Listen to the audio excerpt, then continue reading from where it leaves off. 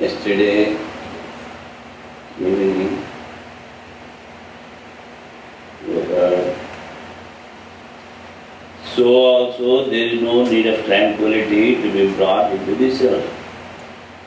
This is being explained. All souls are from very beginning tranquil, unbound by nature, entirely detached, equal, non-different, inasmuch as reality is thus unbound, unique and pure. Therefore, there is no need of tranquility to be brought into this self. From highest absolute point, he is telling tranquility is already there. Experience, that also is there's Purana, all these things. So, nothing to be brought from outside. Those who comprehend the Supreme Reality already explained, alone are persons who are not mean in this world and all others are mean, this is being explained. There cannot even ever be any purification for those who always tread the path of duality. They follow the path of difference, speak of diversity, and are therefore considered to be mean. This supreme truth is beyond comprehension. Those who are ignoble, who are not well versed in scriptures, who possess the views that are eternal to Vedanta texts, who are mean, well versed, that is, who are not well versed, and at the same time another class he says, who possesses the views that are external to Vedanta.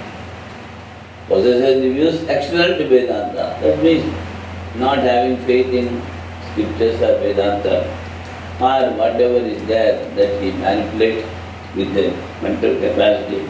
Who are mean and who are shallow, this is being shown. They who have well settled convictions regarding which is unborn and ever the same, indeed are possessed of great knowledge in this world, but the common man cannot comprehend it. But those who are well settled convictions, he says, regarding which is unborn and ever the same, Sama, indeed are possessed of great knowledge. He says, Mahan Bhava. And they are having great knowledge, he says, in this world, but the common man cannot comprehend it. Common man cannot comprehend. They state their mental stage or mental plane, ordinary people cannot understand. So,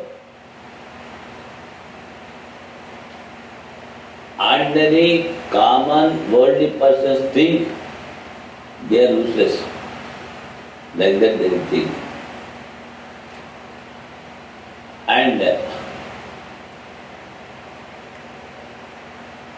it is very difficult to reach that plane because they are in such a high plane. Previously also I told,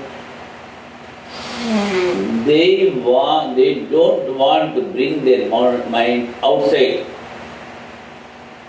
from thinking of the self or contemplating on the Atma. They don't want to bring it out under these circumstances. But we see in the case of Sri Ramakrishna that he has requested mother, then she told, you stay in Bhavamukha. What is Bhavamukha? Bhavamukha is Whenever you want, you go to Samadhi, whenever you want, you can come out. With blessings of Mother. So whenever he want to come out of the Samadhi, he used to tell, I want to see such and such a person, I wanted to drink water, I want to talk to Naren, something like he used to tell. So that is called Bhavamukha. That. And in the beginning, no doubt that all others, those who have seen Sri Ramakrishna at the age of 23 or at best 24, I think, so everybody thought he is a madman. Even his mother thought he is mad. Then what is the medicine for this madness? So, marry. That is the medicine. Householders, they think like that only. Then they brought him to the Kamarpur, his own village. They started searching the girl. They could not get. Then Sri Ramakrishna himself says, I am destined to marry such and such a girl. She is in Kamarpur, she is such and such a age. And that also, you see, they all, previously also they met once. That Sri Ramakrishna met Sarada Devi. And when the time she is married, she is only 5. But before that, just she was sitting in the lap of Mother and asked, who is your husband? They asked that girl. Then he says Sri Ramakrishna, that he was sitting in the group also. Like that they know, they must be knowing. So, what is the medicine for madness for the householders? And it was only that Bhairavi Brahmani realized your madness is correct madness. She used to tell. All are mad after money, woman, name and fame, such a. But you are mad after God. So your madness is correct madness. Like that she used to tell. And she has proved bringing all the Pandits to Dakshineshwar. The Dakshineshwar temple, you see, very big Nat Mandir is there. That means before that, a big hall is there. In that she called the meeting and then declared these are the signs that Sri Ramakrishna is having. That's why he is an incarnation. Something like that she proves. But how many are there to accept him? That is the incarnation card. How many see good, only good in him? I meet people, they say, all nonsense. They say whatever he says, it is all nonsense. That is their way of looking. But we cannot contradict these people also. They are having their own ideas. So what I mean to say, even when Rama came, they say only 12 rishis could recognize him. Others, they have not recognized. Others, they were telling he is only the king, son of Dasharatha. And of course, in the life of Sri Krishna, Yashoda could not understand. Devaki Vasudeva could not understand. Devaki and Vasudeva. And Arjuna could not understand. I think even Dharmaraja also has not understood. Only it was Bhishma who could understand that he is incarnation. According to the others. And gopis, to great extent, they understood. And even the great staunch followers of Krishna, Vidura, he could not understand gopis. What to tell? See, the gopis are the devotees of Krishna. Vidura was also the greatest devotee of Krishna. But he could not understand other devotees. So it is all goes like that. The connection here is, and so even the gods become diligent in tracing out the path of such people, but the common man cannot comprehend it. What is his state? So now we are proceeding 542. It is now being shown what constitutes their great knowledge.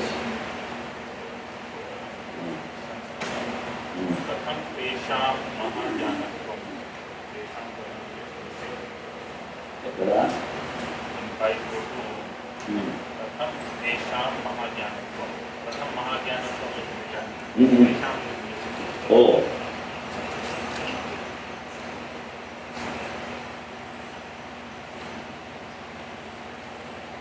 That's why the translator also not given the word Tesha. No, it is given in English. Their great knowledge. That's it. Their great knowledge. Tesha. He says one word is missing.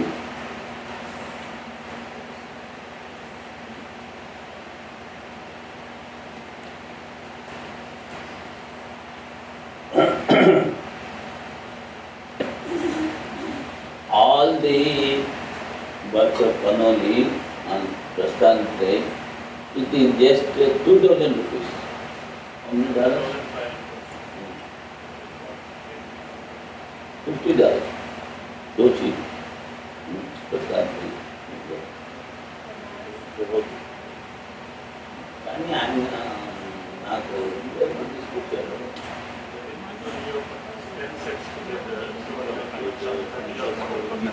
Then oh, in old days I can't even for less.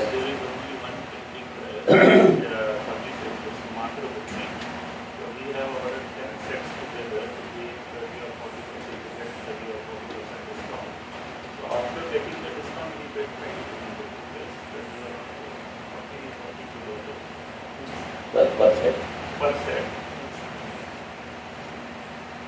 So, he attends Swami's service. No, it's in Chennai, Machu But he is successful. It's Sure. available elsewhere also, but it is possible on Machu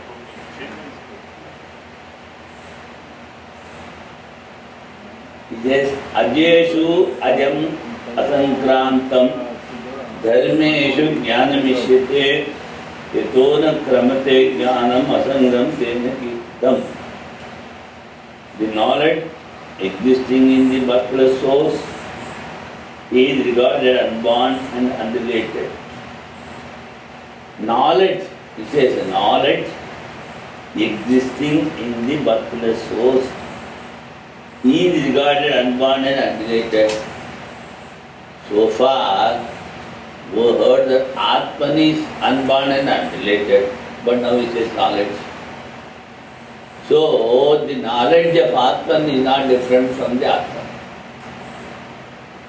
That's why, as Swamiji asked, Jnayam yattat pravakshami yajñātva amrutamosate. What is Jnayam? What is to be known? So, the thing that is to be known and the knowledge about it are not different.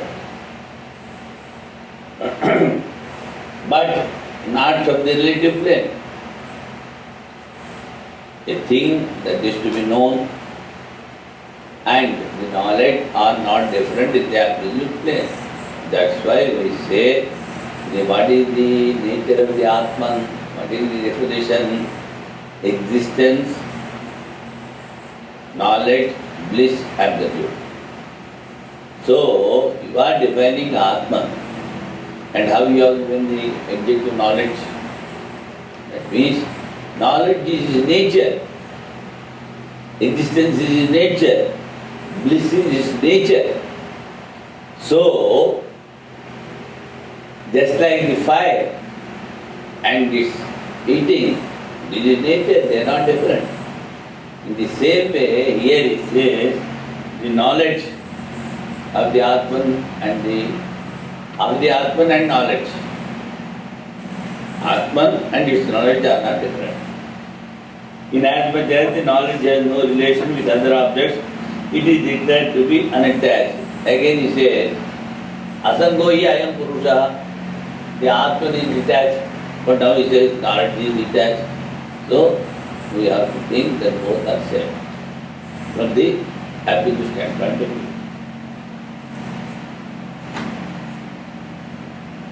The knowledge or the noble is described as unborn and ever the same. What is to be known is described as unborn and even the same has been told. Who attains the identity with the self is called the knower of the self. The process of knowing is called jnanam, knowledge. So, when the substance is divided, how you say absolute knowledge, Mahajnanam? Now this is the question.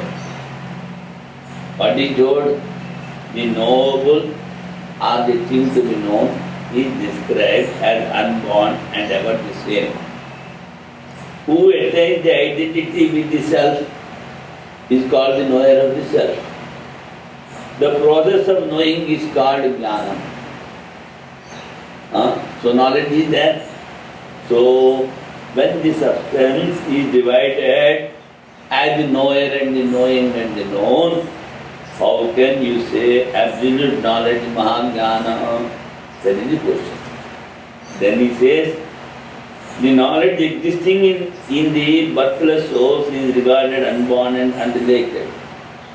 Knowledge existing in the unborn source. That he says. So, the knowledge is the very nature of the soul. That we have to understand. In as much as knowledge has no relation with other objects, not even to the mind, it is attached. It is declared to be unattached. So it says, Ajay, the reflection of mind or reflections of the mind are called that as souls taking birth. The reflection in the mind of the Absolute is considered as the birth of a soul and named as Jivas.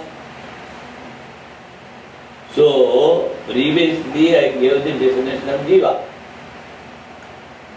What is Jiva?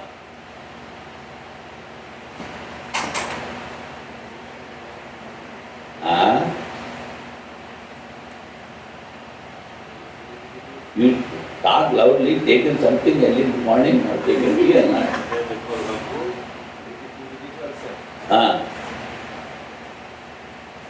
Individual self. I am asking what is the definition of Jiva that I gave. Do you remember or not? One, yes or no?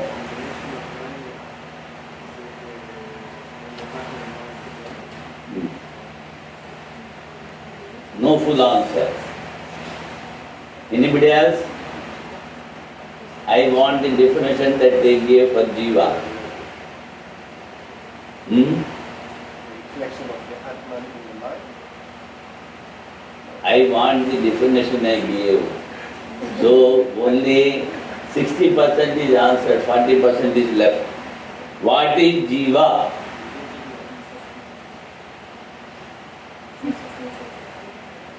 Again I am telling, try to remember, otherwise you have to come to Rishikesh. No, because we are not going to come here again.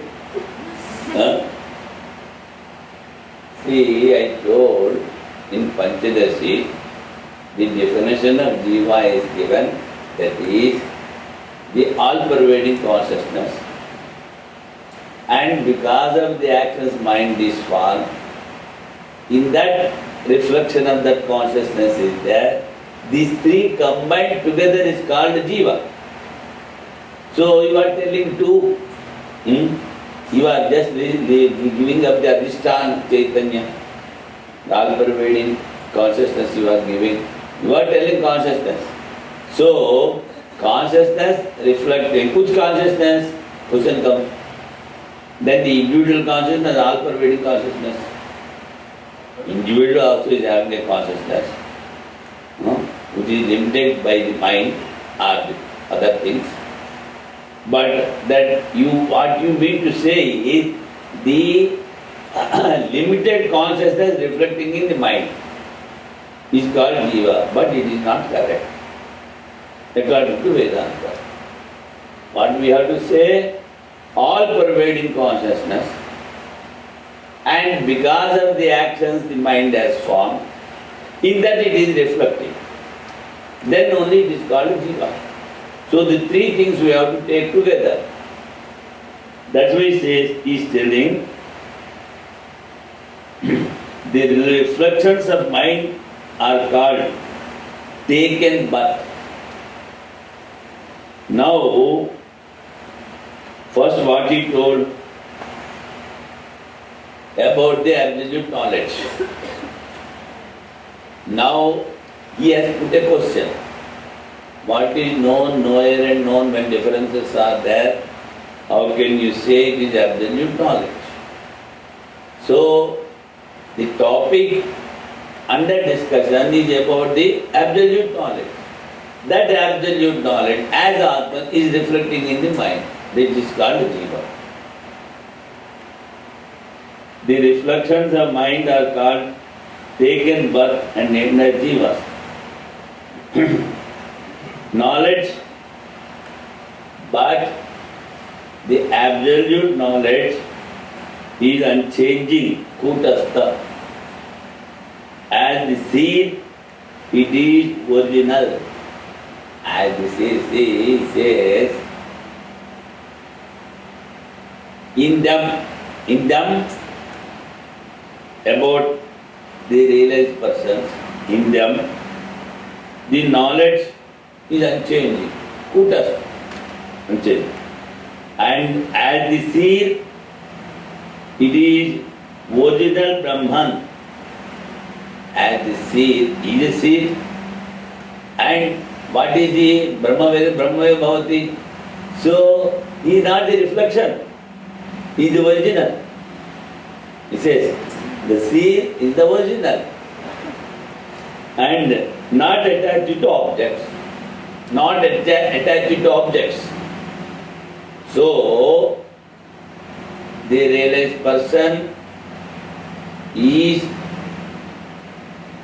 not the reflection, he is the original consciousness which is all-pervading. That is why he is not attached to objects like mind, etc.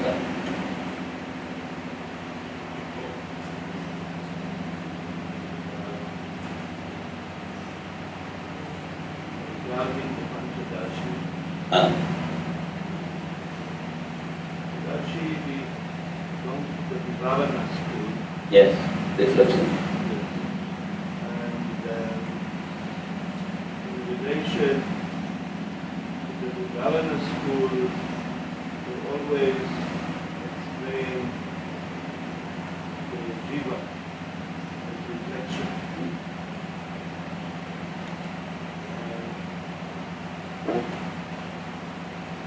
My question is, the explanation of the Jiva is the reflection. Is it a definition or is it an illustration? Did they? No. My question is, The reflection. whether this explanation of the Jiva and reflection, is it a definition or is it an illustration? It is definition. Definition. That's why the definition would just away. told is from Panchadasi only. That is, he defines what is Jiva. That is all-pervading consciousness reflecting in the mind. So the reflection and the limited mind and the all-pervading consciousness, three together are defined as Jiva. So it is definition. It is given in the Panchadasi.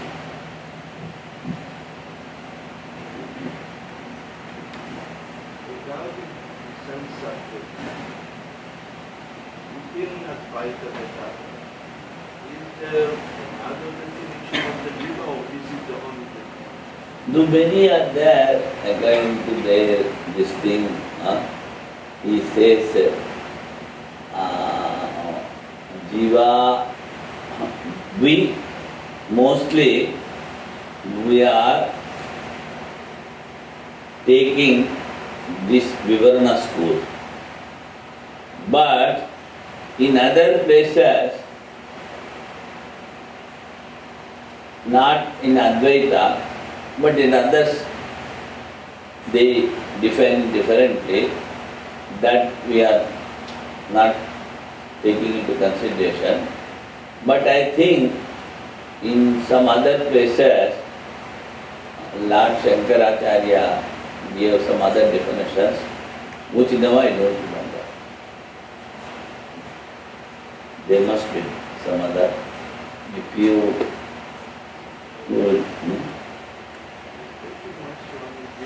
and the other, in Bhamati is Avachinnavada. That is, the limited consciousness in the mind is called Jiva. There he is not taking the all-pervading consciousness. That is called Parichinnavada, Avachinnavada. And the other schools, they say this even,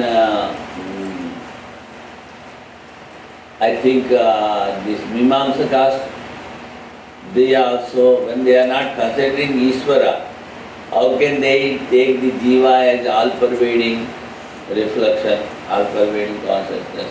They also don't take. And Nyaya and Vaisheshika, they are not accepting at all.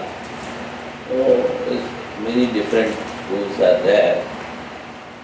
And somewhere I think in the middle, I might have explained, but where I have explained, where I wrote, I don't remember now. What are all the schools regarding the Jiva? Previously, once I think I remember I have explained, but where it is, so what Vidyaranya says, what Bhamatikar says, what the other schools say, all these things once I think I have explained. But now, where it is, I don't know. It is somewhere.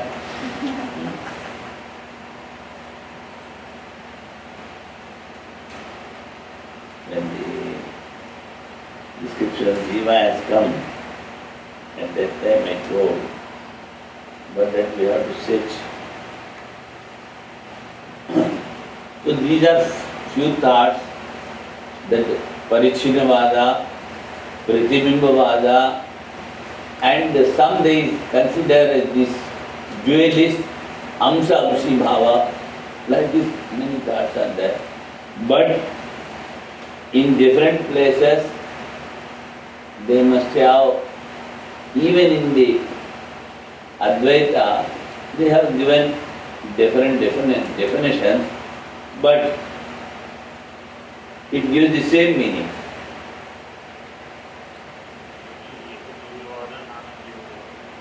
That also is there. Parichinnavadi and this Bhamati, they believe Nana Jiva. Nana means many, many Jiva. So from the perspective of individual souls, they are saying there are many souls, Nana Jiva. And the reflection, the base, Adhishthana. they believe Vivaranavada. they believe this Eka Jiva. So only one soul which is being reflected like thoughts. There is only one soul. So Vivaranavadi believes Eka Jiva. And Parikshinavada, Avasinnavadi, Namati and all these things, they believe Nana. I think in that connection only you might have told. Then the opponent asks if only one jiva is there, only one soul is there, then everybody will be getting all the sorrows and happiness. Then he says, he gives the example of the parts. So which part is impure, that only we purify. So the difference is due to the agent. Upadi. Upadi Veda. Upadi Veda. అది శ్లోకం ఎప్పుడే కనిపిస్తుంది. అదే ఎన్ని అన్ని కుండలు ఉన్నాయి, అన్ని కుండలు that there I met how return this four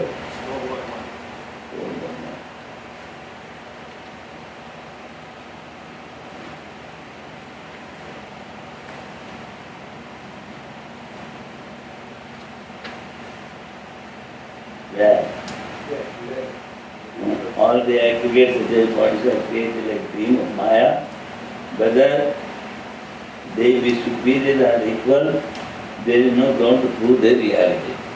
No. This. No?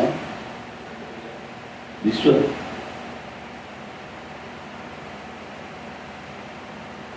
No, not this. Give an example, they say. Like the sun and rocks. Any of that you can search for yourself.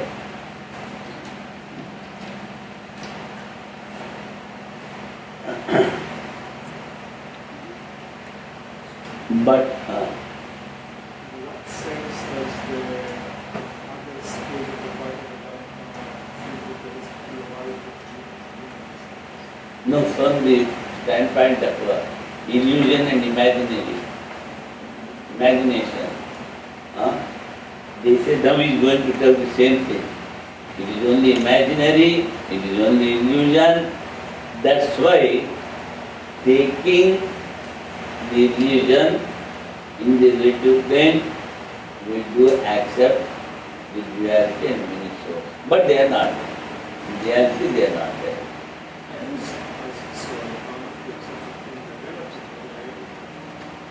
Amati says, what is jiva? He says he is not taking the all-pervading consciousness. He is taking the consciousness which is limited by the mind or by the agent. That much he says that is called jiva. That means a sort of difference is there between the Brahman and jiva. When you say the reflection or the consciousness by limiting agent, if you say then you are making difference. Bhamtika. But here the Vivarana Prasthana, no difference. Only Ekadi. That's why he told Ekadi Vada. Then he says if one is related, everybody should be related. Then he says because of the agent, the equalities are there, how can you get realization? So this Vivarana Prasthana is more near to scriptures. So he says Ekadi Vada, Aham Brahmasmi. If you say, I am Brahman, even if agent is there,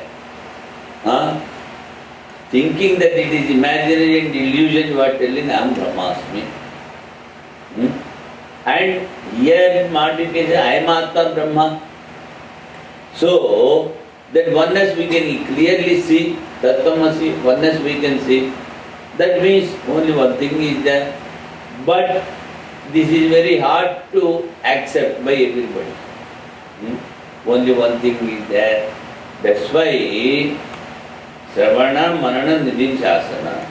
In Nididhyasana, they say Asambhavana, Viparita Bhavana will not be there. Asambhavana is non-apprehension, and misapprehension, these two things will not be there. So to remove that only, even after contemplation through manana, you should do nididhyasana. Then miscomprehension and non-comprehension is not there in the sense. Comprehension will be in the mind. Mind also dissolved. When the mind is dissolved, only oneness is there, mind is not there. That's why again and again he says, the one that is not attached to the object, one that is not attached to the object. Again and again he says. But if you say, the one which is attached in the, or one which is in particular adjunct is called jiva, means you have differentiated. But in Gita you see, he says, Mamaevamso jiva loka. That means, though as if we see amsa amsi bhava, the parts and the whole, but he says, by only one part, the whole universe has formed. So that I am beyond even that. So there we can easily explain Advaita. But in other schools it becomes a little difficult. And here he told, you see, whenever you accept duality,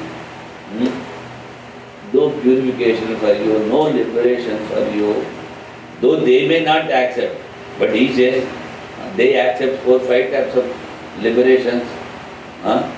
And the Mimamsaka is still more vast. He says going to heaven itself is liberation. And others they say, the Vaisheshika, the Mima, Nayayika says, if you know all the objects you are realized. What is this? Knowing the outside objects you are realized. So these all things are there. But they ghata, rajo, dhuma, they so, in them, the knowledge is unchanging, he says. Those who are realized, in them, ghata, rajo, dhuma,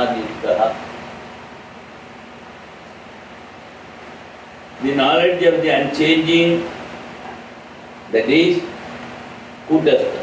In them, in the realized persons, the knowledge is unchanging, it is kutastha, and is called a seer.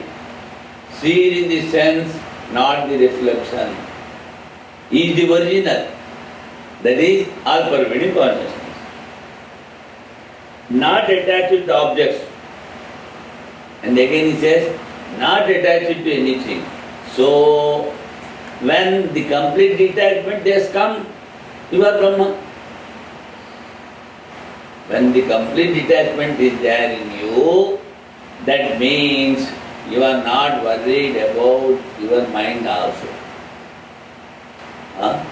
That mind is pure and it has already merged. Then only you will not be getting attached to the objects. As soon as mind is there, some object will be there. So what you have done? You have merged in mind. So no objects, no attachment. That is the real self. Merge, Swamiji, is in the sense of dissolving. Dissolving. There. That's why I told Vasanakshay Manonash. Nasa means destroying, or here we cannot destroy it in the Jivan Mukta state, so we can say dissolve. So much. So, mind and the noble are imaginary. The question was put, the knower is there, a thing to be known is there, and the process of knowing is there. So that he is refuting. He says, mind and the noble and the knowing are imaginary. So, those who have this knowledge of self as unlimited, now it is not limited by anything. are called men of great knowledge. He says that they know that everything is only imaginary. Nothing is real. One thing is real. And that in that he stays always. That's why he says, men of great knowledge. He has asked Mahajnana, Mahajnanina, how you are calling them a men of great knowledge. Mahajnanavatvam, where from this has come? Because they are not attached to the objects. Not attached to the objects. But in our doctrine, which we have accepted as unattached, is also due to the acceptance of objects. Now again you say. You say this side and this side also. At times you sit with them and at times you sit with them. Non-duality. At times you go to them also. That is, in the relative plane, now he is telling, but in our doctrine, which we have accepted as unattached, we say the Atman is unattached. Also due to the acceptance of objects. See, when we say unattached, to which it is not unattached to the objects. That means the imaginary objects may be there. That's why we say unattached. But it is from your doctrine, you say you are attached to the knowledge. We say it is not attached. So to keep you shut, we are telling it is unattached to the objects. See? Huh? So it means that the state of not being attached to the objects are there in appearance or not there? No, we do accept that objects in appearance. But now he is describing because the absolute he is describing, he says unattached. Then why you say unattached? You say, if a thing is not there here, a thing must be there somewhere. Like that the fathers of logic ask. Then he says, from your point of view, you are telling objects are there. That's why we say it is unattached. Like that it is. We have accepted what unattachment. Due to the acceptance of objects which you have accepted. That unattached unattachment can be proved when there is no object. Unattachment can be proved only when there are no objects. We say the Atman is unattached. To what? Objects. So we say that objects are not there. When objects are not there, then only you can tell it is unattached. So they say, Muktai nirvishayam manaha. They say, objectless mind is for realization. In non-dualism, what they say? Objectless mind. That is, no object for that mind. That's why previously I gave illustration. Whenever you take a mirror before an object reflects in that. But if you take the mirror towards the sky, no object. So that objectlessness, we are telling, that is called the state of realization.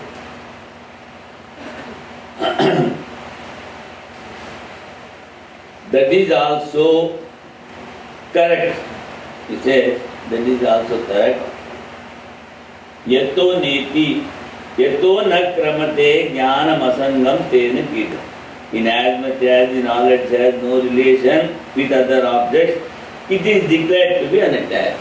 Now you see, he says very clearly, in as much as the knowledge or the consciousness or the Atman or the Brahman has no relation with other objects, other is not there. Nihana anasti kinchana, when he says, other things are not there. So it is declared to be unattached. Now, here you see, without the help of a teacher, master, if you start reading the scriptures, so many statements you get. He says, Nehana anasti kinchana. Now, again here what he says, Muktai nirvishayam manaha. So, you have to, the objectlessness of the mind is called the state of realization. So, different definitions they give in different contexts, and one particular word is used in different contexts, in different meanings. So, how do you conclude the oneness? So, when you study from one end to the other end, you are so much confused. That's why, as that day I was telling you, see, the great scholar by name Guru Prasad Sharma, he has taught all the Prasthanatriya to the householders. He is also householder.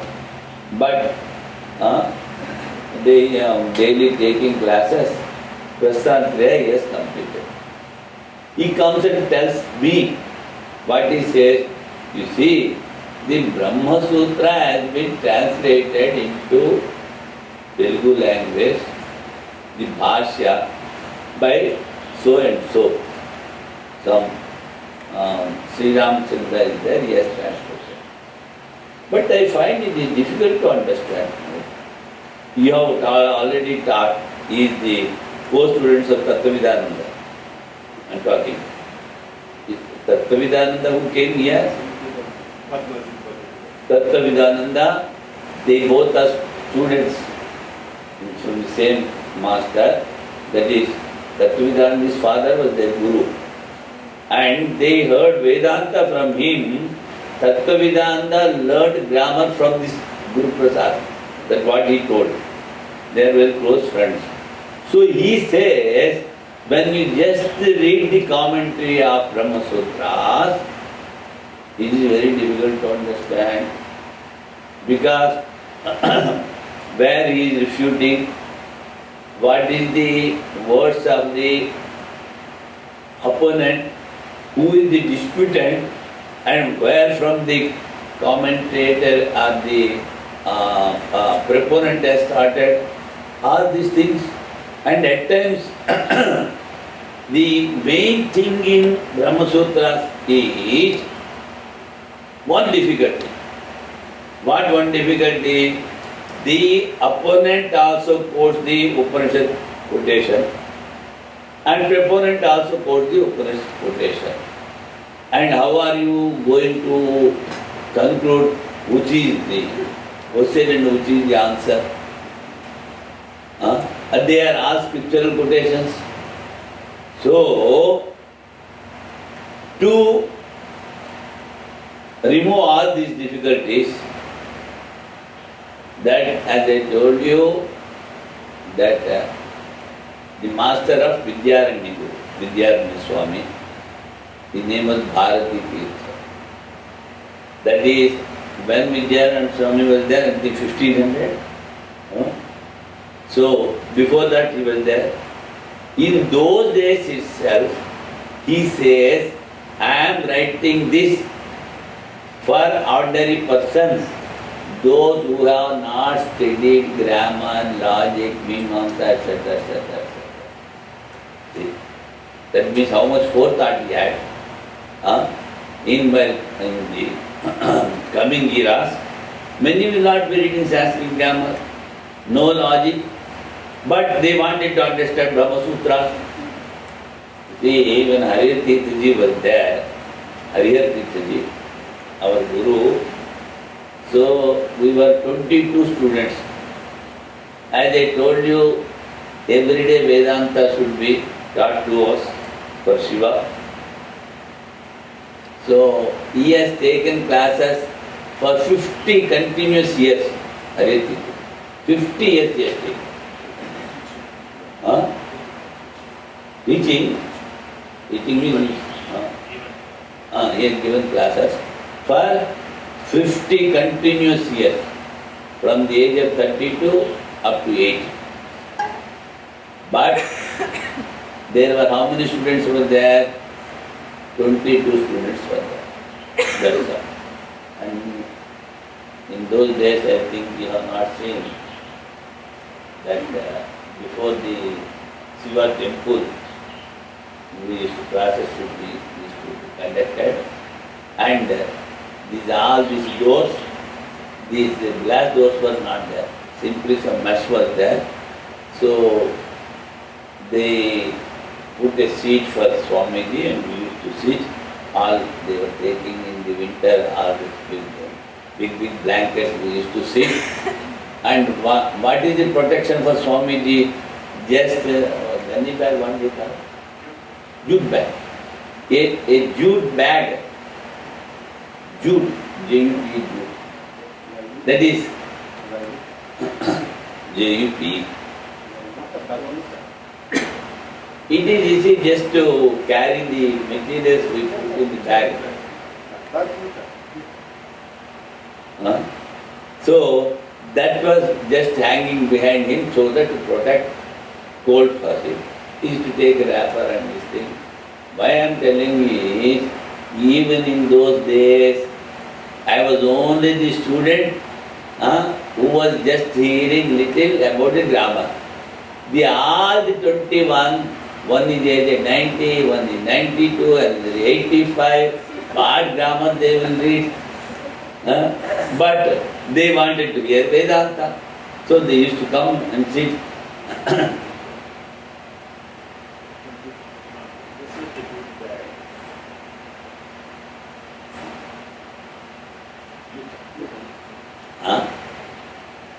The name in Hebrew, Utah. So that was the condition. And only one student. So that's why, but his most favorite subject is grammar. So what he used to do, he used to take one sentence and he is going on explaining me what are the compound words, what is samasa, and what is the joining, and what is the root verb, what is the prefix, what is the annexure, and then what aphorism was applied there. And aphorism was applied there, and besides this, if you get one verb, for one verb we are having 180 forms in Sanskrit. One verb is having 180 forms in Sanskrit. Paraspai 90, Arpane 90 and 90. And for one noun we are having nearly 24 forms. For one noun. All these things he used to tell, and what are the aphorisms that is applied. Because it is his favorite subject. It is like that. 3 years continuously he taught me Brahma Sutra, and others have started objection. As this fellow has not studied grammar, why you are allowing him to know? He understands. That should be there. He should tell. Why I am telling is, not even a single fellow was there. So what all the old Swamis they used to do? They used to do nicely, sitting in class, grammar is going on. So 2 hours they have to sit somehow in the class. And now, see, in 1400 era, this Vidyaranya Swami, how much forethought he had. He says, For them I am writing this Brahma Sutra.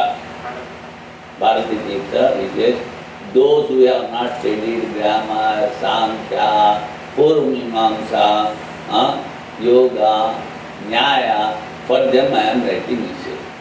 Then how he wrote? He wrote just a synopsis. He wrote. And what our 10th Pontiff did, he has divided the whole Brahma Sutras, 555 sutras, into 191 topics.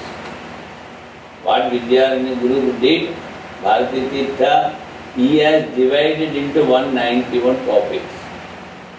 So, in one particular topic you will be getting many sutras. He has not explained the sutras.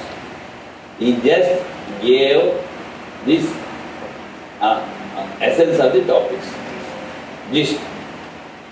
But for each topic he gave a name, Adhikarana. He gave a name, Adhikarana, and he gives 2 slokas. For each Adhikarana he gave 2 slokas. In the 2 slokas, Adhikarana means you must be having 5 topics. The one Adhikarana is divided into 5 parts. That is, what is the context?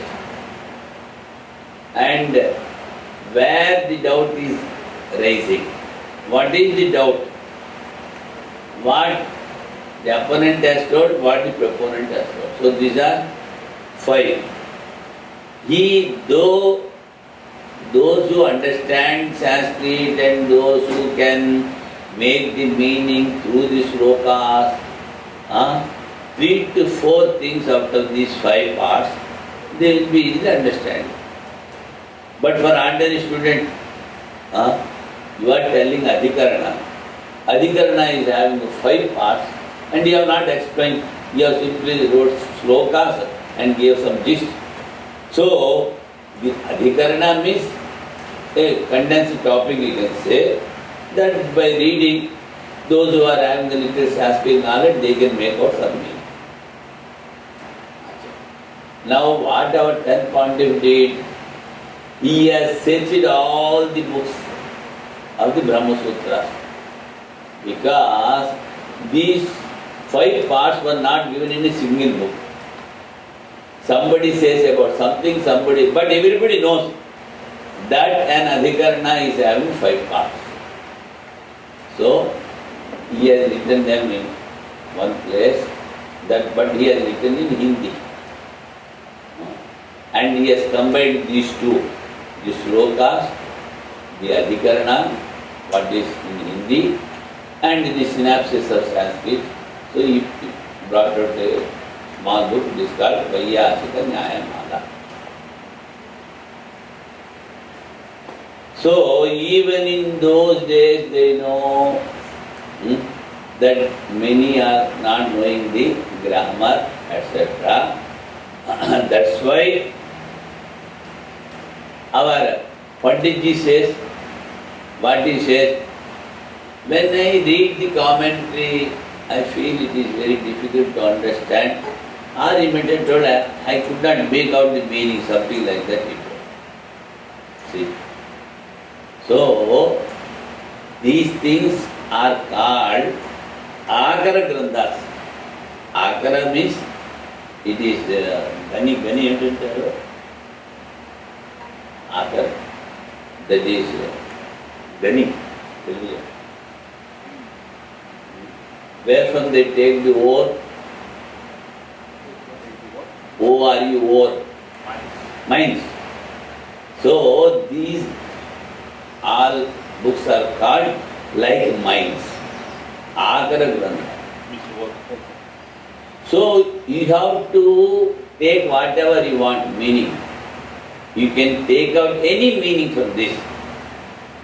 That's why you see the dualist says something, and the Achinte Veda. Another fellow, he says something else, taking the same thing. That's why what they call, these are Akara Grantha. That is something like that, minds.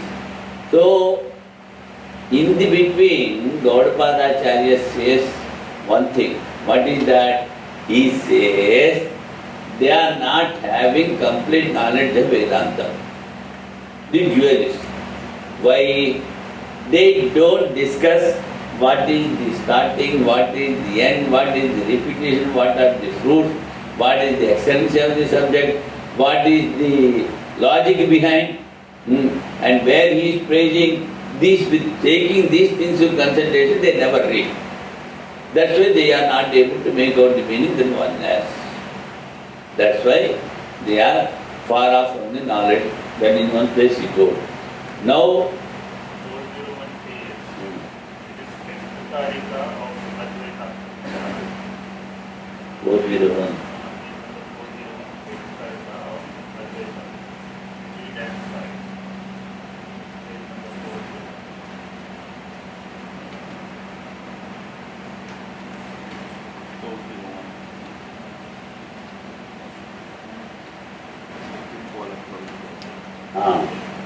Yes, given. यथा एकस्मिन् घटाकाशे रजो धूमादि विदिते न सर्वे संप्रयुज्यते तद्वत् जीवा सुखादि. So only one Atman is there. Just as when the ether confined within a particular jar contains dust and smoke, that is not the case with all jars. One is that has to be cleansed. In the same way, all the individual souls are not associated with happiness and this. But here also, our topic has not come. That is true. Thank you very much. One question. Prasthana is the word prasthana is in the sense of basis. No, path. Path. P-A-T-H.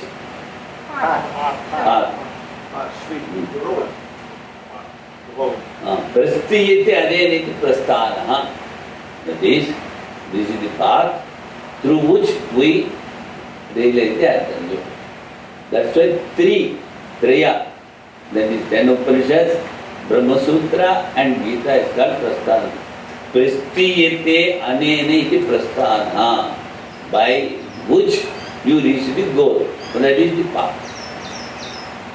Prasthana in Sanskrit is called path.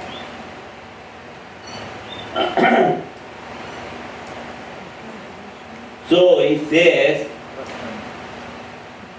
it is all imaginary. What you have asked, the question, no duality is not there, that is imaginary, he told. But in our doctrine, which we are accepted as an energy is also due to the acceptance of the objects by you, by the opponent. An attachment can be proved when there is no object. So they say, Muktai Nirvishayam Manaha. Objectless mind is for realization. That is also correct. Yes, that is also Yato Neti. Inasmuch as the knowledge has no relation with other objects, it is declared to be unattached.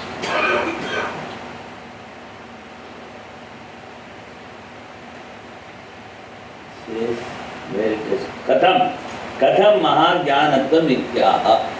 Katham Desham Mahajnanatvam. It is now being shown what constitutes their great knowledge, Mahajnanatvam. It is full of experience, always. Says this great knowledge, what it is, he says, it is full of experience always. That is, Nitya Vigyapti. Nitya is always. Vigyapti is knowledge. Vigyapti is experience. See? So, it is full of experience always. Its an attachment has been declared previously also. Akasha Kalpam. This Akasha Kalpam has come in, I think, 538 page. That is the very first uh, uh, first Karika, I think. No, 91 Karika, I says. 538. See, Akash Kalpam.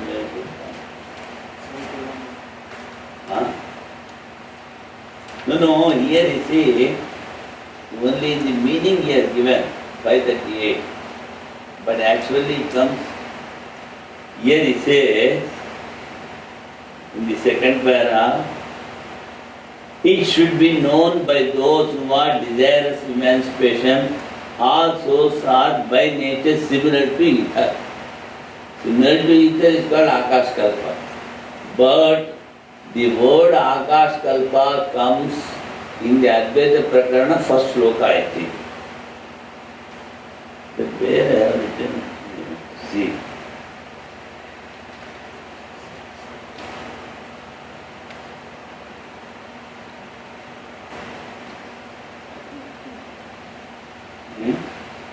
You get from Advaita Prakarana first.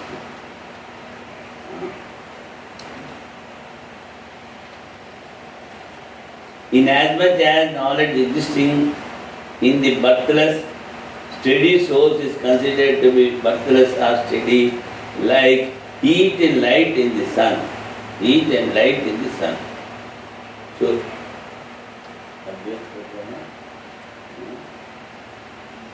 I have written somewhere, when it comes I will let you know. Where it is called Akash Kalpa. I have given the page number also. It is 461, first sloka. Page 461. That is Alaka Shanti Prakaranam, the very first sloka. I think Akasha Kalpam, the word he has used it there. Why you are bringing that here? He said, now we want to close the topic. That we have started there. Now here we wanted to close the topic. That's why it is Akash Kalpa. 461.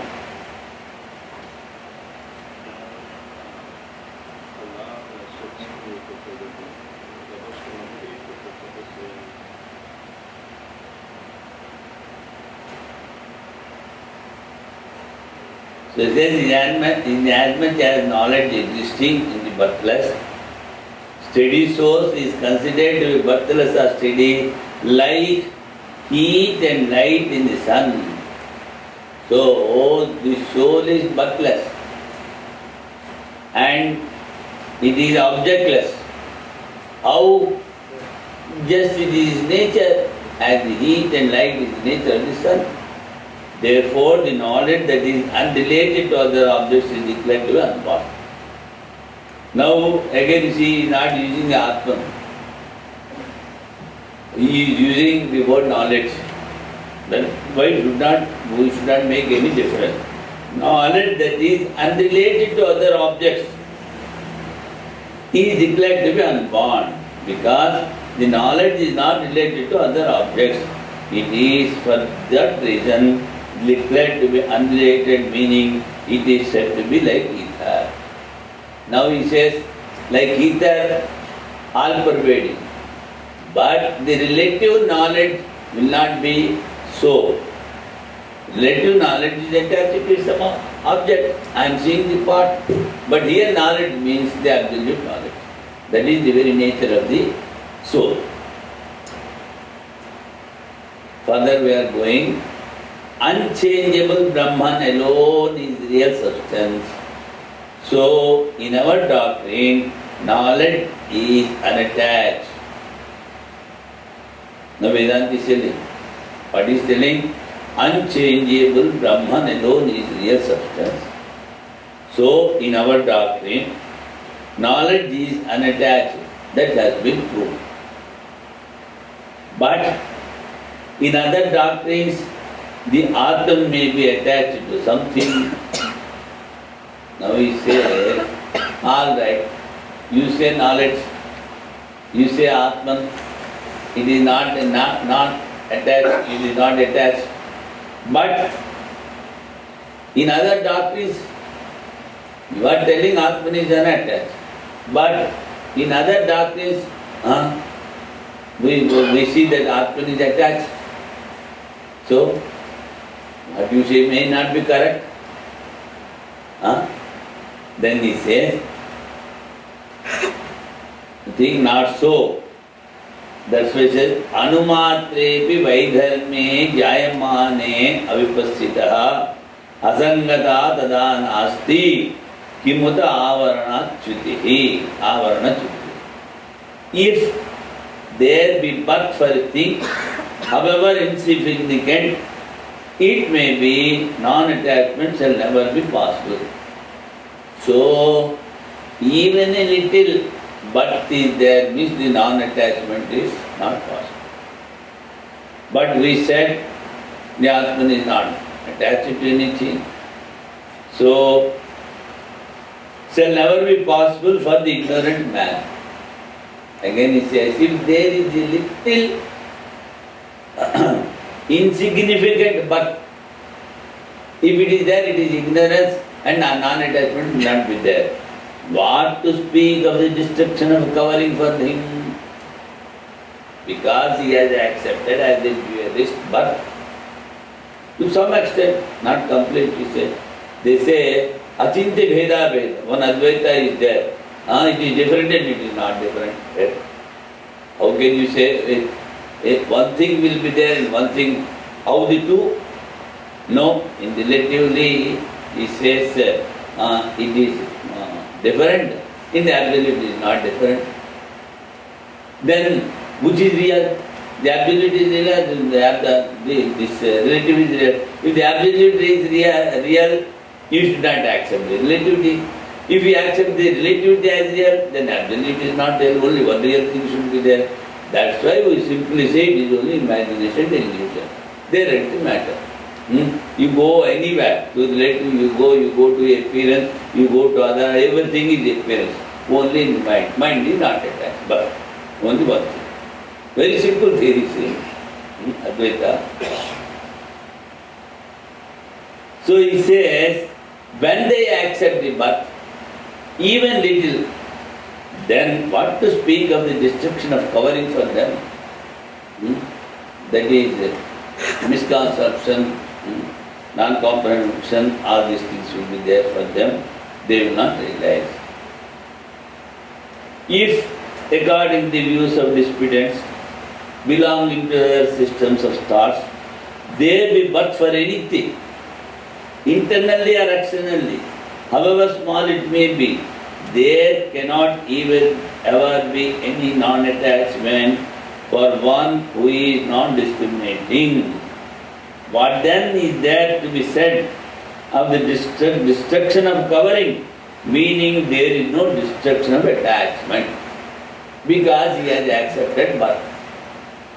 Because he has accepted birth, there is no destruction of attachment for him.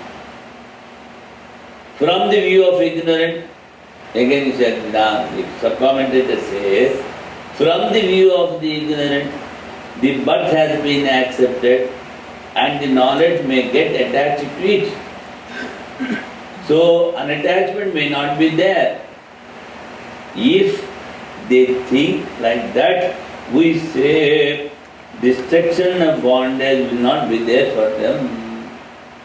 The moment they accept the birth and attachment, no liberation for them. But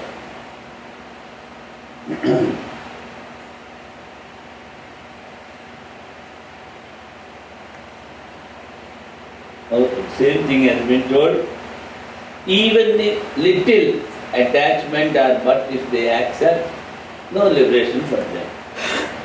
Now he is going further. If it is held like that, those who assert that there is no destruction of covering, have themselves accepted a covering for the souls in their doctrine, it is replied to in the negative. He says, they have accepted a covering birth. So, there is no destruction of the covering or birth. But we are replying in the negative. Anvaya Vyatireka we are telling. Anvaya is assertion, and here negative means negative Anvaya Vyatireka. Anvaya Vyatireka, previously also we have explained, when the fire is there, then only smoke is there. No, when the smoke is there, fire should be there. That is Anvaya. When fire is not there, smoke is not there. So in the negative form, we are going to reply them. What you are going to reply? Those who assert that there is no destruction of covering have themselves. Why? Themselves accepted a covering for the souls in their doctrine. Alabdhavaranaha sarve dharma. They have accepted covering. We have not accepted covering. So we say a negative reply is given. Alabdhavarana sarve dharma prakriti nirmalaha ado buddhas tada mukta buddhyante iti nayaka. All souls are devoid of any covering and are by nature pure. All the souls. He may be a follower of Buddha, he may be a follower of Vaisheshika, he may be a Jewelist, whoever it may be. He is simply all the souls are devoid of any covering and are by nature pure. They are illumined as well as free from beginning. They are all, by nature they are illumined. And he says, free from beginning. When the beginning is not there and will be there, will be where will be the end? Anadi nidhana deva. No end, no beginning, so no end. Thus they are said to be masters since they are capable of knowing. Nayaka means they are masters because they are able to. The word covering means the body. Yes.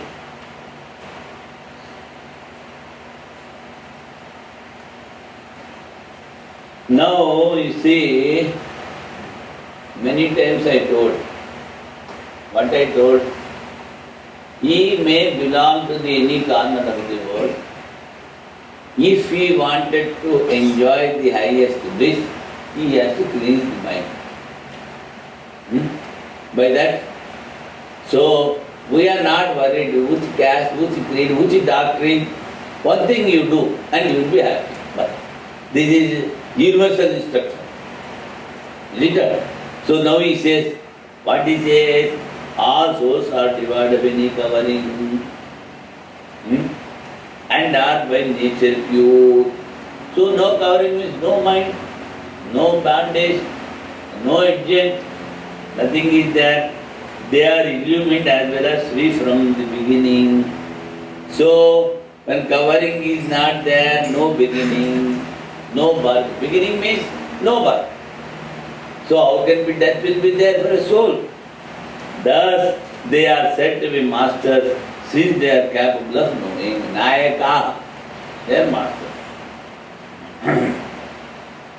Alabdhavarana, the soul that have not come under any veil, that is any bondage created by ignorance.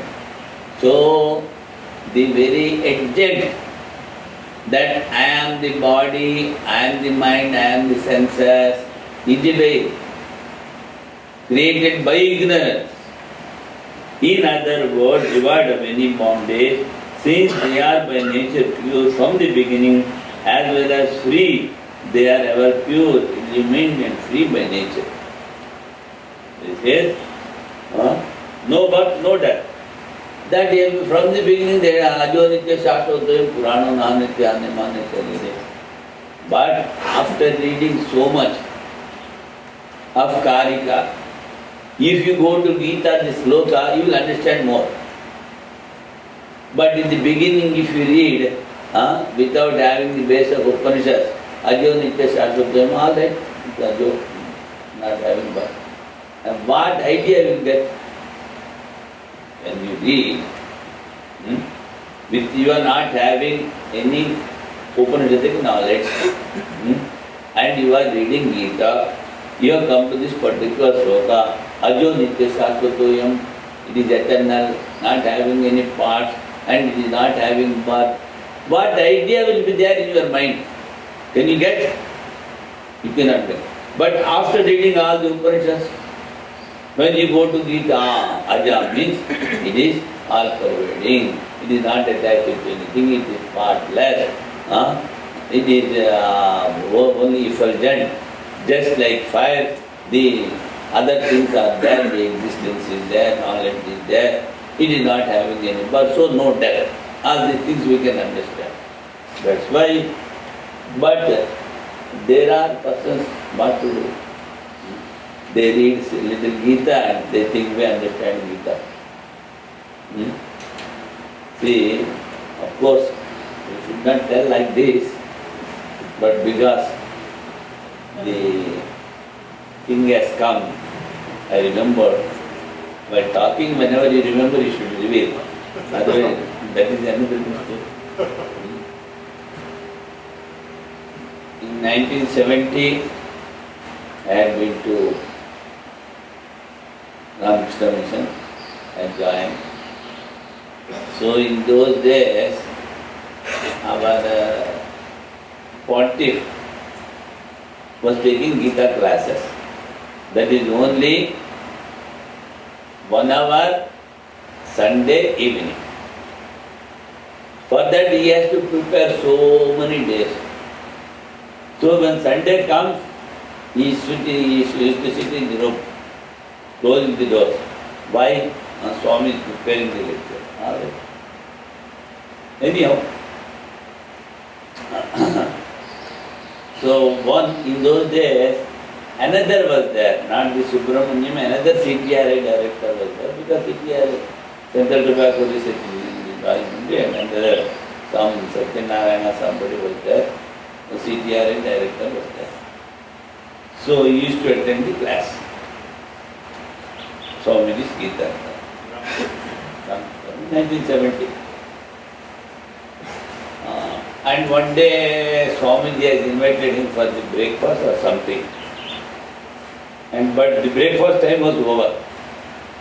There they follow the time in Sri Ramakrishna Mission. 7:30, then 7:30. By 8 o'clock you go, if you until and unless you inform the in charge, you will not get tiffin. No breakfast. Anyhow, Swamiji told, you see, such and such a gentleman is coming. You make ready everything. So, Swamiji also wanted to take with him. Both were sitting and they started taking. Then that particular gentleman, the director, he asked, who is this boy? Just they came few days over. Then he told, because this our family background, Swamiji knows that one doctor was there. Our father and that doctor are very close friends. And then he used to stay Sunday and Saturday. Though the house is just half a kilometer distance, he used to leave the house and come and stay here in the ashram. Very good Vedanti, but also that. My father studied all the Upanishads under him. Then this gentleman asked, who is this boy? Then he says, and he told my father's name, his son. Oh, Vishwanatham, my father's name is Vishwanatham. His son. And then it is all right, he will be good. Then Swamiji asked him, why? You see, when we were in 11th standard, that director is telling, when we were in the 11th standard, his father has by-hearted whole Gita. And he used to quote Gita, now and then. In those days we could not understand anything. But when you are explaining, we are understanding.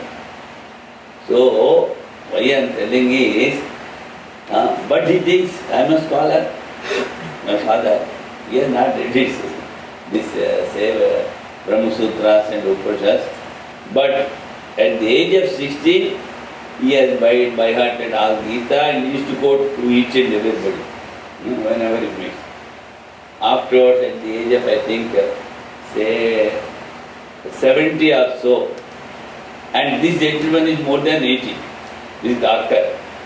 So he used to go to him and read all the Upanishads. It is something like that. What I mean to say is, simply getting by heart Gita and quoting the Gita, it is not scholarship.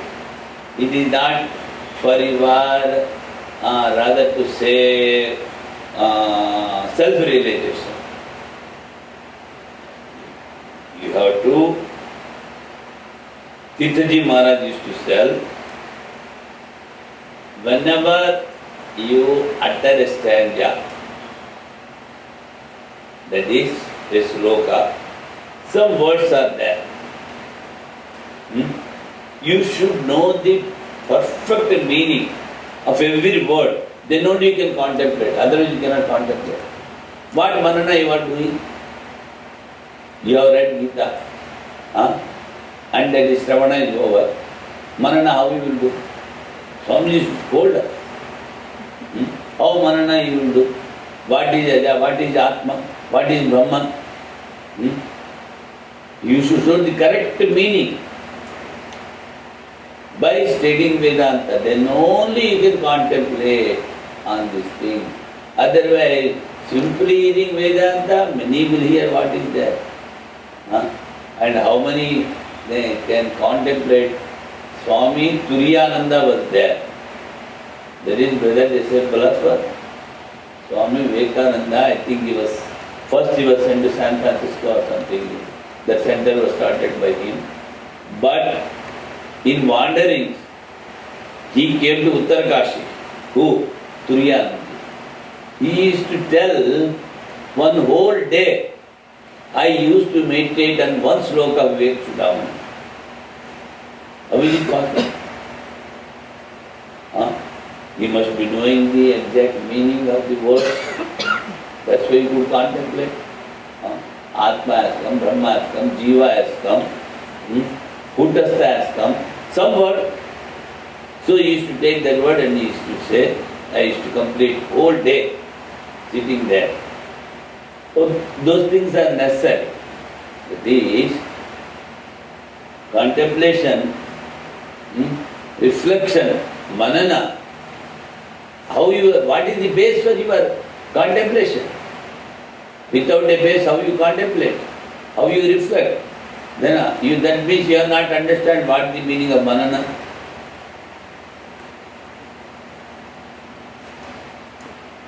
Now, where we are? 544, 98. So we are telling the supplementary. He says, now in the previous karika he told, you people are attached to the birth, dualist he says, so you will not get liberation. They say, if I don't get liberation, what is that to me? That is the answer. The dualist says, if the bondage is not destroyed, let it be there. I am not worried. He says, answer. Then we see, alabdheti, alabdhavarana. Then he says, there is no covering. They are pure, illumined, as well as free from the beginning. Thus they are said to be masters, since they are capable of knowing. He says, now why he is using the word master? Masters of their mind, controllers of their mind. That's why at times I say, see, you are the master of your mind. Don't become a slave to your mind. That's why he says, masters. Masters means you should be able to control your mind completely. Everything should be under your control. What you say, that mind should accept. What mind where goes, that you go there. That's why he says, you cannot be master of yourself. If you don't accept the liberation, How they realize? Because of realizing capacity. Yes, they are having that capacity, inborn capacity in themselves. That's why Swami Vivekananda says in one place, a leader is by birth.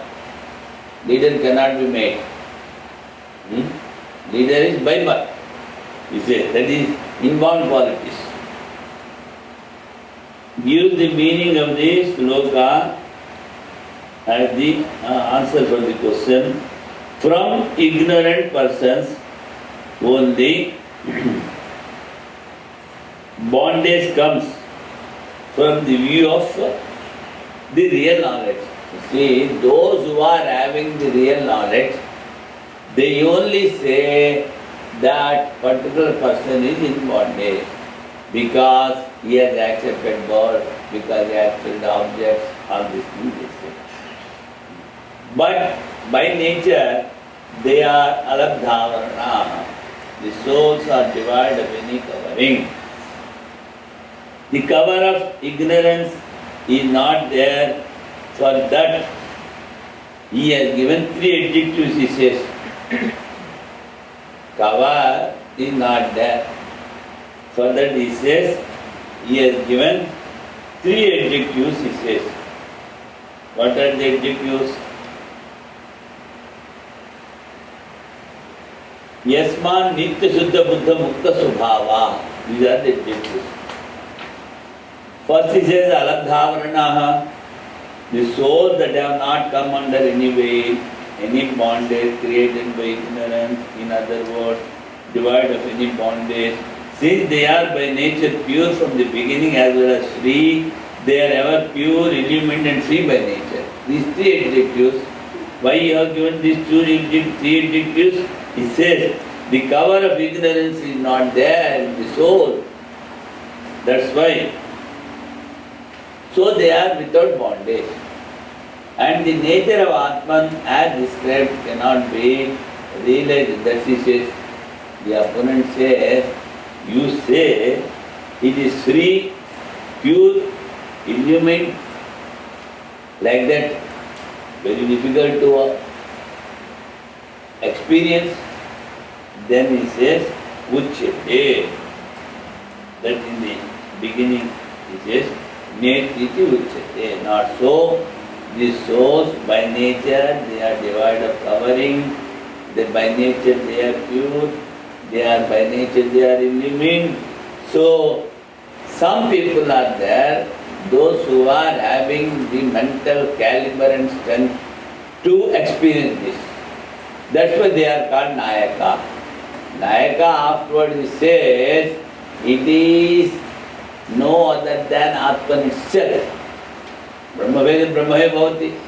That's why afterwards he is telling, Nayaka, I think in the below he has given the footnote, Nayaka. The word Nayaka occurring in the said verse has been interpreted as the wife. In that case, the reading will be the wise speak of them as capable of knowing. But the Acharya has used the word Nayaka in the commentary in such a way as to mean the souls themselves and not the wise. So hence, it should be understood only as interpreted by Acharya. He says, the commentator, Lord Shankaracharya, gives the meaning to this particular word Nayaka as Atman, soul. Why? Afterwards he is going to explain it is beyond, say, thirst and hunger, it is beyond the happiness and sorrow, it is beyond birth and death. That is why he says, we have to take it as Nitya Shuddha Buddha Mukta Subhava Atman. The souls that have not come under any way, any bondage created by ignorance, in other words, devoid of any bondage, since they are by nature pure from the beginning as well as free, they are ever pure, illumined and free by nature. That is the answer. So, some they are having the mental strength from the beginning. They can easily understand the scriptures and they can experience. That's what we need to say. The action and the doer are real. Now again opponent is coming. The action and doers are real. And the nature and knowledge are described. Nature of this Atman and the knowledge of the Atman also is described. And also a thing to be told, a noble thing you are telling, Abhideya, is also there. For this, how can you say that it is already free, it is already illumined, it is pure, illumined, free from anything? How can you say like this when these things are there? He says, Yatha.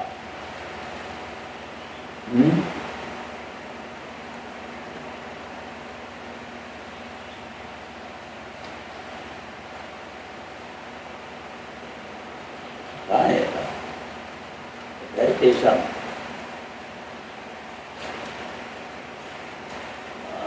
यथावा नित्य नित्य not para of 544 second line last अच्छा यथा नित्य प्रकाश स्वरूपी Savita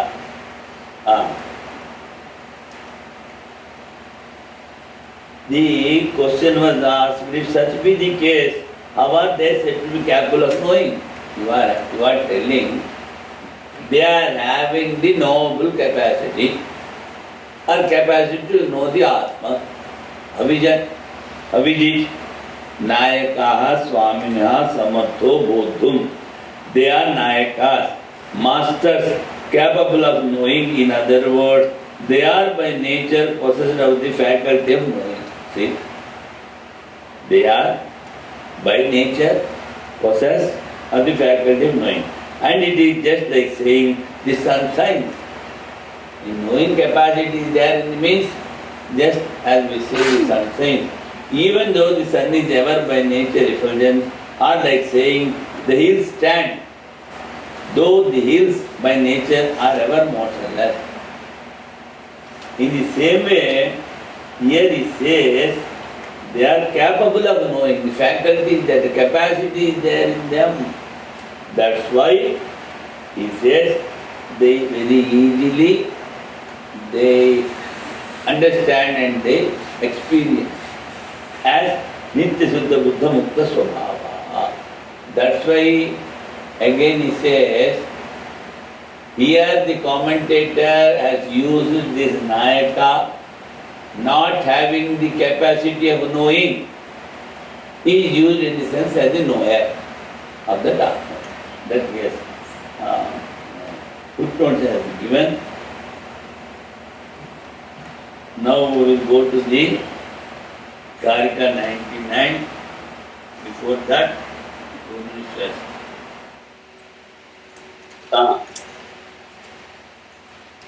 by nature it is pure.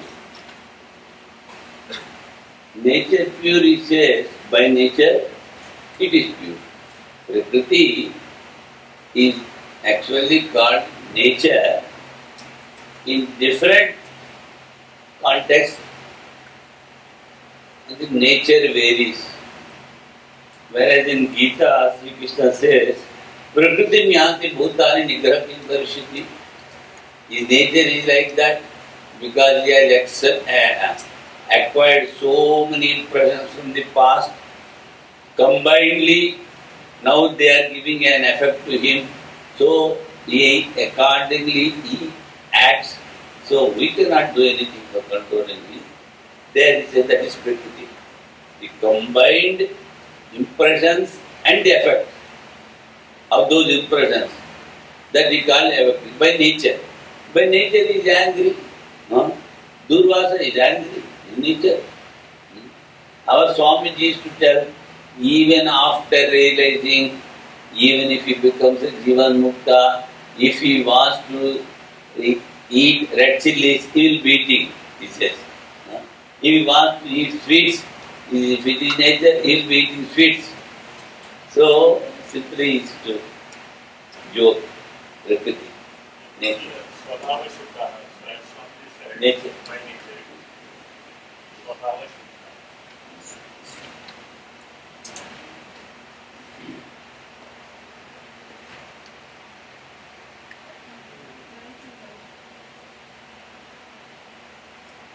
Swabhava Siddha. Meaning, by nature pure. Now, he is giving here he says, if principal knowledge are the bodhrutvam, that is, the nobleness, the principal nobleness is possible. Why is not accepted? See, by nature, everybody is having the capacity to know. That he says the principal nobleness, bodhrutvam. It is there by nature in everybody because it is unattached in the view of vice. He says, bodhrutvam is there, why everybody is not accepting it? He says, because it is unattached. Knowledge is there and everybody can know it, but the knowledge that Atman is unattached, point number one, and they are attached to something else besides the Atman, one, and in the view of vice, they realize it because they are having the capacity. That is it. Because of the Jiva is not different from Brahman and it is all pervading like ether, so there is no action in it.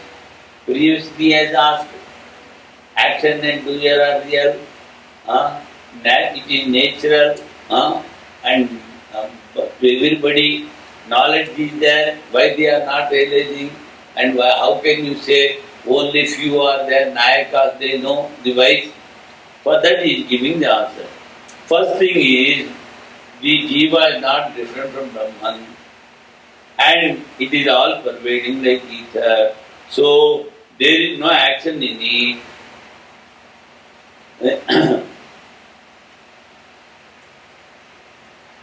In it. The process of, he says, knowing, knower and known is not possible. Why? The moment you say, I want to know something else, then it becomes different from you. And you are having the capacity of knowing, you are realizing, you experience it. That he means to say. Sarve dharma tatha jnanam naitad buddhena bhavitam. And so, the souls also do not enter into objects. Objects are not entering into the soul. The souls are not entering into the objects because it is all pervading, homogeneous, one substance. Only the thing is, we can say it is superimposed. And a superimposed thing is not real. Now, I will give another example. A big room is there. And now you are having, say, 20 bulbs. So you cannot say the light of one bulb is lightening the room. Can you say? That is also giving light, this is also giving light, that is also giving. You put 100 bulbs, light will be there. So 100 bulbs are giving the light to that. Where is the light? In the room. In the same way, where are the objects? In the Atman. but it is superimposed. Because the superimposition, it is imaginary, it is not real. Only one thing is there. That's why we say it is homogeneous, all pervading, and objects cannot be there in it. Objects are not entering in it, and object is not entering in that. But what we do, we make both one. We make Khichdi and eat nicely. So, this mind, though we think it is, though we know, after some knowledge, it is superimposed, but many times we forget. We act only with the mind but not remembering the self. We act in the mind, remembering the mind, after the mind, but we forget the consciousness. But what he says, hey, only consciousness is there. How the objects, how the mind can enter into the consciousness? Are the consciousness entering into the mind? Nothing. Knowledge is absolute. The knower and noble are imagined. These, the known, knower and noble are imagined. So, you have taken the support of Buddha. He is telling the opponent, you have taken the support of Buddha. When you say that the capacity of knowing is there in it, why you are accepting the objects? If you are accepting the objects, you have taken the support of Buddha. That means objects are there, consciousness is not there. Explained, Yasmat. Kramate nahi buddhasya jnanam dharmeshu tainah. See, kramate nahi, objects are not there in the consciousness. By nature it is knowledge itself. And dharmeshu tainah. Tainah, he says those who follow austerities, that is, those who have completely controlled mind and senses and got the one-pointed concentration, tapasvinah tainah, dharmeshu. So, these persons, they don't see different from their self. Dharmeshu, vishayeshu tainah, nahi kramate. They don't see any object. So the knowledge of the one who is enlightened and all pervasive does not enter into objects. And so the soul also do not enter into the objects. This fact was not mentioned by the Buddha. You are following the Buddha. The opponent is told, you are following the Buddha. And Buddha never told the objects are not there entering into the consciousness. Consciousness is not entering into the objects. This particular point never Buddha told. We are telling. But you are taking support of Buddha and you are following Buddha. When you say, that is the idea. The knower of Brahman then will not enter into the objects. But as sun, his knowledge is located in the self. Sun is not different from the light. So, there is not attachment with the object, so you cannot tell the knower is knowing something different from him. The supreme reality, knowers are identical with that. The supreme reality, That's why he says, Tainaha. That by controlling the mind, by controlling the senses, they well know that nothing, no object in the Atman or Atman in the object. They know that. Because they cannot enter. It is explained in the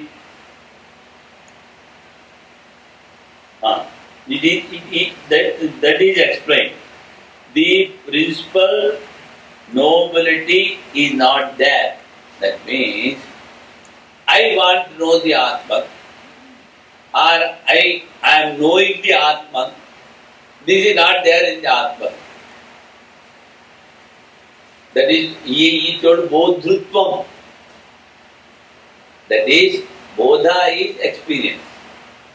The Bodhrutvam, that is, I want to get that experience. The nobleness is not there in the Atma. It is, by nature, it is knowledge itself.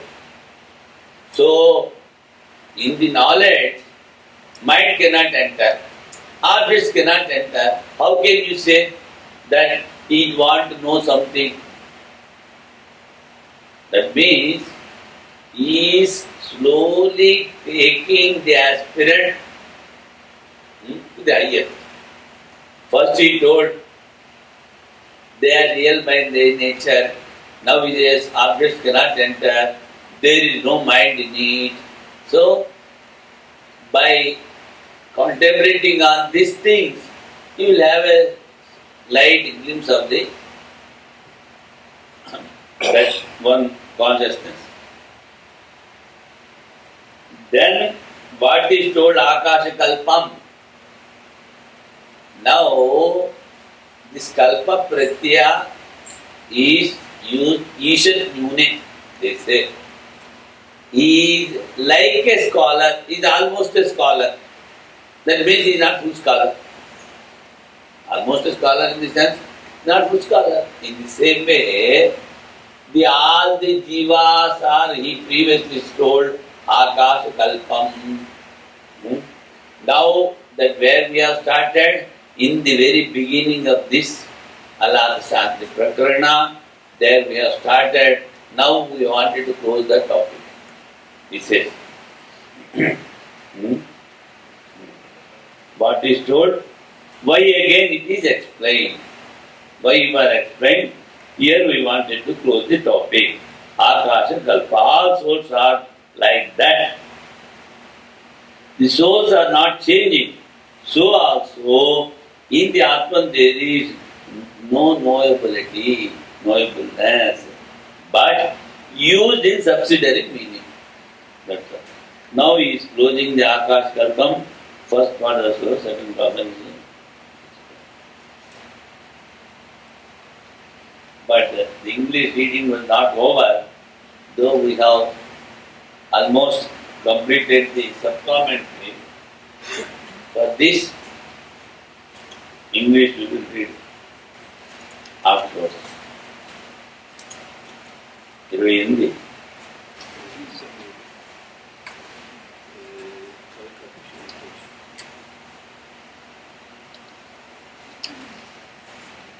But I think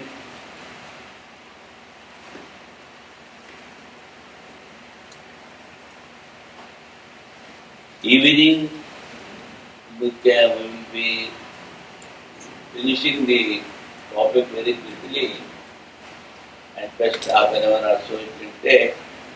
So if you are having the